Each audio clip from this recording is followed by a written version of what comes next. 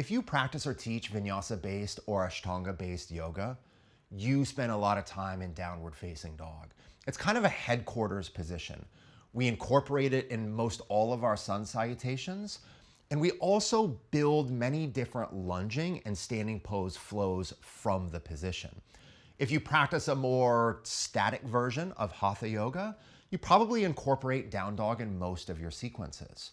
As a teacher, I love the pose, but to be honest with you, I start to worry about doing the same pose the same way in perpetuity because it leads to diminishing returns and diminishing focus. In this episode, I'm gonna break down for you my 5 favorite functional variations of downward facing dog.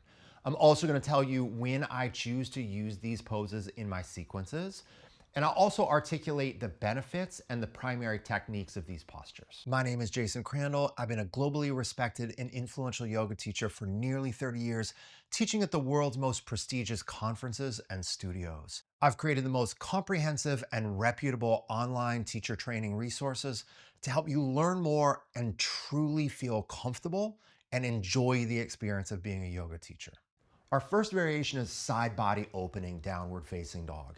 I incorporate this in a lot of my flows just to change things up, but I am definitely going to include this in any sequence where I'm focusing on side bends. It's a great pose for opening up lats, obliques, and it also gets into quadriceps and hip flexors. Here's how.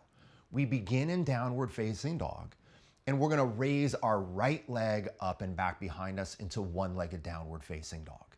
Once we do that, we rotate that right hip open, we bend the right knee, and we take the right thigh behind us. But now what we're gonna do is we're gonna bend our left elbow, and we're gonna bring our left elbow and forearm to the ground. This is gonna give us a little bit more stability and base, and it's also gonna help the torso turn more readily. Now, we're gonna walk our right hand forward. So instead of keeping the right hand in the same position we began with in downward facing dog, we're gonna walk our right hand as far forward as we can, and we can even come up onto those fingertips. So what we're doing, everybody, is we're extending the entire line of the right side body by reaching that right hand forward and coming up onto the fingertips. After a breath or two, we can just walk that right hand back to its initial position, square off the hips, normalize the left hand, and then we can come back into a normal one-legged downward facing dog on this side, transition to a standing pose, to a lunge, or just bring that foot to the floor and repeat on the other side. Our second variation is twisted downward facing dog. This is something that I'm gonna incorporate in any practice where I'm emphasizing twists. I might be leading up to a peak pose like Marichyasana C or Ardha Matsyendrasana or whatever the peak pose is that's appropriate for that level.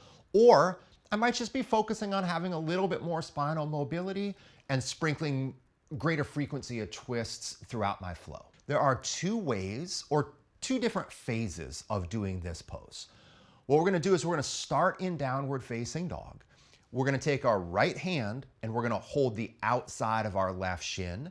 We're gonna take that hand as close to the standing leg foot as we can. If you or your students are struggling to get the hand to the foot, you might need to shorten the stride. Once the right hand is connected to the left lower leg in some way, you're gonna strongly post off the left hand. So the base downward facing dog is gonna create the action of pressing the floor down and away just to give more stability and work through the left side. With both hips, you're gonna draw up and back so you're keeping the spine long. The right hand, which is holding the left shin, is now gonna real gently pull against the outside of the left shin to create more rotation. You can let the head just kind of dangle and hang freely, or respectfully and gently, you're just gonna look underneath your left armpit. A simple variation of this variation is to bend the opposite knee. When we bend the right knee, the right hip is gonna drop. The left hip is gonna lift. That's gonna allow the pelvis to rotate, or that is the pelvis rotating. And in doing so, we're gonna get more stretch to the outside of the left hip. So you're bringing in a little bit more lateral hip opening to the spinal rotation.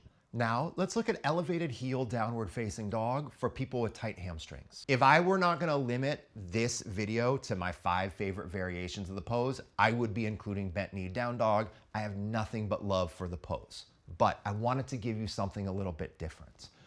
So what this variation does, everybody, is it removes tightness in the calves from the equation, so you're only having to deal with tightness in the hamstrings at the same time. What we don't typically think of when we have tight hamstrings is that we also have tight calves. And typically, everybody, those two things are gonna be happening simultaneously. Someone with tight hamstrings, guarantee they have tight calves.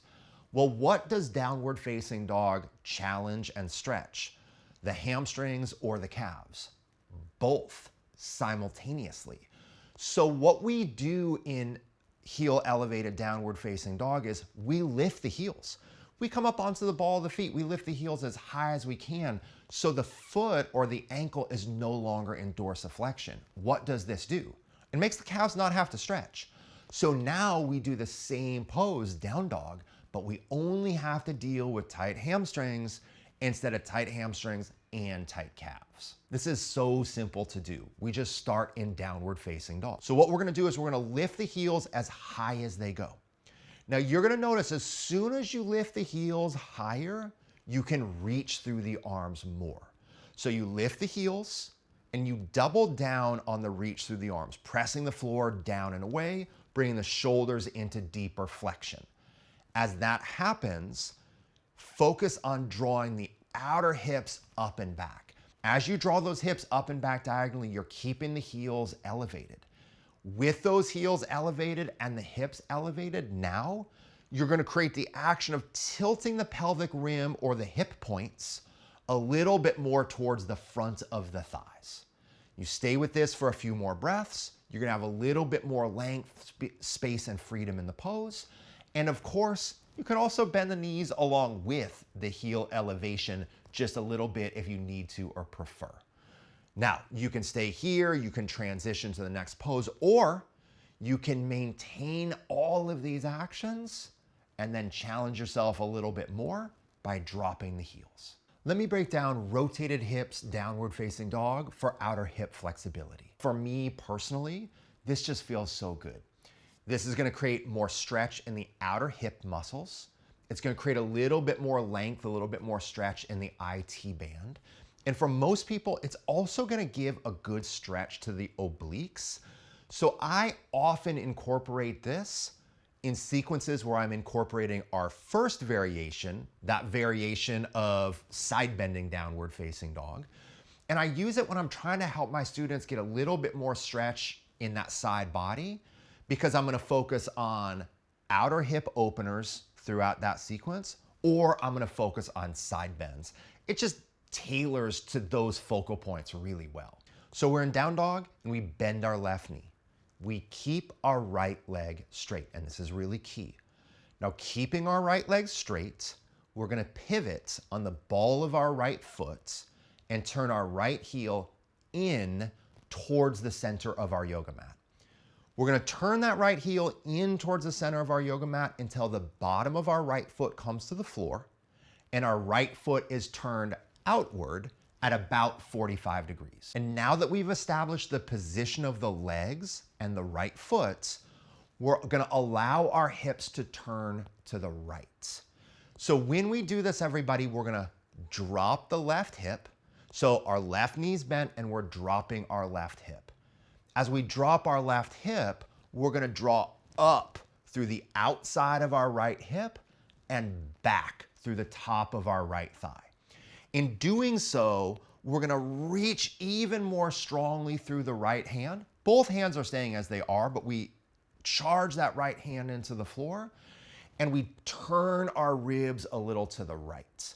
As we do this, everybody, we feel that side stretch on the right side and that outer hip stretch on the right side, and we just lean into it a little bit more. We just keep pressing that right outer thigh back, that right outer hip up. We take one more inhalation. Then as we're ready, we can come back to a more centralized, normalized, conventional downward facing dog, we can do the second side, or we can step that right foot forward into a standing twist or into a nice deep outer hip opening lunge. Our final version, one arm, one leg, downward facing dog, is pretty different than everything else that we've done so far. Everything else that we've done so far, all these other variations, have embellished and opening attributes. This variation is all about stability. It's all about strengthening. It's all about balancing. It's all about focusing. So we can use it in any sequence, but I tend to find myself incorporating this most frequently when I'm teaching my students strengthening sequences, shoulder strengthening sequences, core strengthening sequences, or if I'm focusing on arm balances, inversions, or standing balance. Here's how we're gonna do it. From downward facing dog, we're gonna raise our right leg. Then we're just gonna pause there for a moment. So with my right leg up, I wanna start to get more weight into my right hand. When my left hand is nice and light, then I pick it up and I can do two different things. I can take my left hand and hold my left shin. If that's impossible or if that's not quite happening today, I can do an intermediary version of the pose, which is I can pick my left hand up, I can take my left fingertips to my mat, pointing towards my left toes. As I stay in the pose, I'm gonna be feeling my shoulders and my hips start to wobble. So I wanna keep my breath steady. I wanna keep the right hand rooted. I wanna keep the left foot rooted. I wanna continue to hold that left shin with the left hand as I elevate my right leg. I'm not trying to do anything tricky from there. I'm just trying to breathe and be stable and hold steady. Once I take a few breaths, or admittedly, once I crash and burn out of the pose, then both hands are gonna come down, both feet are gonna come down. And like we have with all these other variations, we can go right to the second side, or you could do chaturanga, up dog, down dog, then the other side, or you could step that right foot forward into a lunge or a standing pose flow. Real quick, as an honorable mention, wrist relief downward facing dog.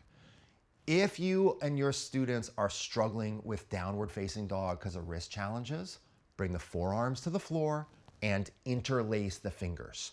When you do this, you essentially have dolphin pose.